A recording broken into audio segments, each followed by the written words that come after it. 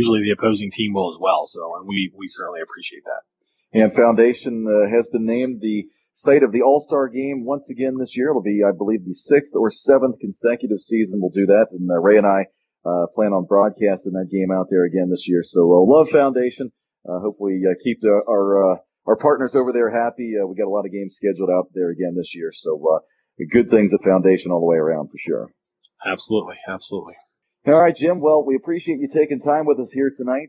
Should be an interesting season. The Dodgers, it sounds like, could have some good young talent coming through the pipeline there. And best of luck to you as you continue out through the season. And Ray's hoping for another rematch in the playoffs. I'm hoping we just land high enough we don't have to do that again. we're hoping the same thing. Yeah. Okay. Well, good luck to both you guys. Good luck to both your teams. Hopefully a good season. So we'll see how it goes. All right. Thank you, Jim. Take care. Thanks, guys. Bye. See you. So that will end the first season preview with the coaches.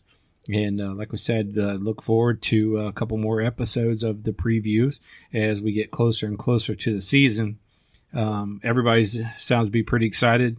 We've got a lot of new additions to the league this year, and it's looking like already a little bit of movement around in players, as you would have heard. And so it looks like it's going to be another exciting year, and hopefully we'll get past this virus scare and be able to move on. And Jason, I think I'm pretty excited. How about you? Oh, I am. I'm pumped, and just talking about it kind of gets the juices flowing and gets you ready to get on out there. And of the teams that we talked to in this particular episode, I think there were 8 of them involved. For me, there were a couple of big takeaways from that. One is what the Sting have done. To me, the addition of Brett Miller and his brother, not only does that transform the Sting and give you a guy who can throw 100-plus innings. I don't know much about the younger brother. Here he's a pitcher. But even with just Brett, it changes that team completely. Not only does it change the Sting, that also considerably weakens the Meridians, and I'm sure we'll talk with Soto and or Krause about that. To me, that was the biggest thing I heard today that kind of surprised me. And of course, we kind of knew about the Bulls picking up both Muse and Kenny Fuller. So I don't know. I'm kind of torn between which one of those two teams kind of won the off season, if you will. I'm kind of leaning toward the Sting with the Brett Miller thing, though. Yeah, I think after what we listened to Shao talk and especially not just Brett Miller, but I mean you got Rink and those guys moving over there. Matt Hill and Kennedy and Dave Burns. And, they're going to be tough. So that changes a big thing for them. And the nice thing is, we'll just try to keep them away from Finneytown as much as possible. And well, I got bad news for you. That's their home field, but it won't be for much longer. yeah, that thing's getting dug up. So, but I'm pretty impressed with the moves that Sting have made. Again, you got brothers. Out for the year with the Bulls. Out with the year for the Bulls, but they pick up Muse and the slide right in there. So, that's huge pickup, huge pickup for those guys. And, both of those teams, really getting after it. The other one also kind of, could be a big deal. And I say this literally because the guy's 6'9", but, remember with Taylor Fisher, they've got, Taylor Cherry, now on that Braves team. That could, make them dangerous if they get a number 1 guy on the hill. Yeah, I think Taylor, as he noted in his little preview, he's getting a little tired of getting beat by us, and so he's trying to come out after us. But the thing is we'll be ready. But I mean, seeing somebody that big and that strong out on a mound, that's gonna be fun. To be honest with you, I don't think I've ever faced anybody that tall. It's like Randy Johnson or something. Yeah, that's crazy. Yeah. So that's a big deal. We talked to Deerfield and John Cattleman. They're picking up Colton Catani, who was a star, I remember, in his high school days. He's a guy that's very talented, but they've got some big shoes to fill with Kenny Fuller leaving. Yeah, that's going to be, that's a big miss for them.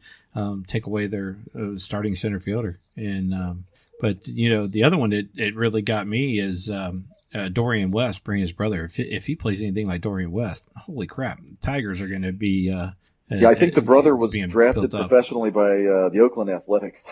He runs in the family there. He's good. Crazy. But the Tigers. We talked with both Patrick Ray and Tom Hammond. You've got. I think he said he's picked up 6 guys, all of whom can pitch. It's not to say they got 6 Brett Millers, but you got 6 guys there. That team scored some runs. If they can get some pitching, it could be a whole different story for them this year as well.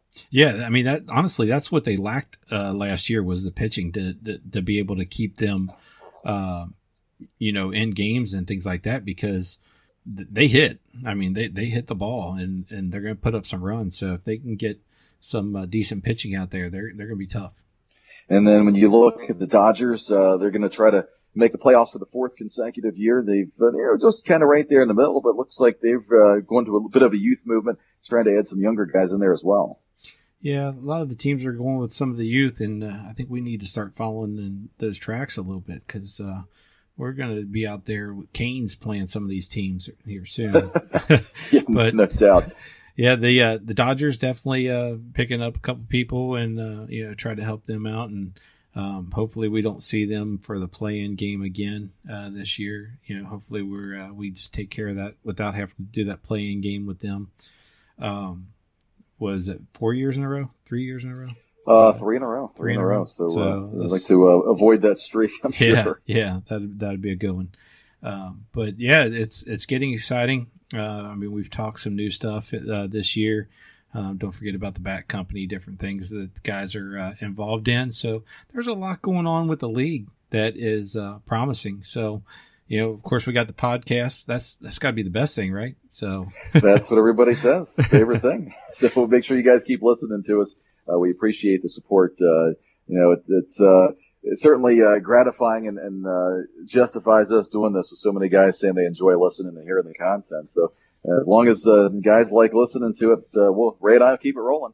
Yep. We'll just keep on going. So, with the first segment here, again, I want to thank the sponsors out there. We got BP Bats with guys in our league there that own that, and then we've got Hand in Hand Realty, and we've got McFall Lawfirm that are in. So, guys, again, if you know anybody out there, we are going to be looking for at least a bar or grill type of sponsor. Please, chime in and see if we can get something there going.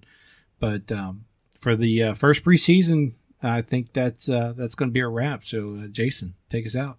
All right, sounds good. Thanks, Ray, for all you do. I know putting this together certainly a challenge, recording 8 different segments. So certainly thanks for your help as well. And that's going to wrap it up for the week. You can follow us on Spreaker.com, find us on iTunes, Spotify, iHeartRadio, Google Play, like us on Facebook, look us up on Twitter, and don't forget to check out the league's website at www.cincyabl.com. Special thanks to all of our guests this week: Taylor Fisher, John Cattleman, Jim Fogel, Jason Hamburg, Dave Rank, Adrian Schau, Patrick Ray, and Thomas Hammond.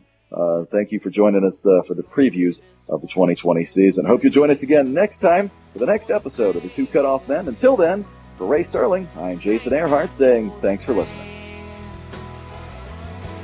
Thank God for the fame.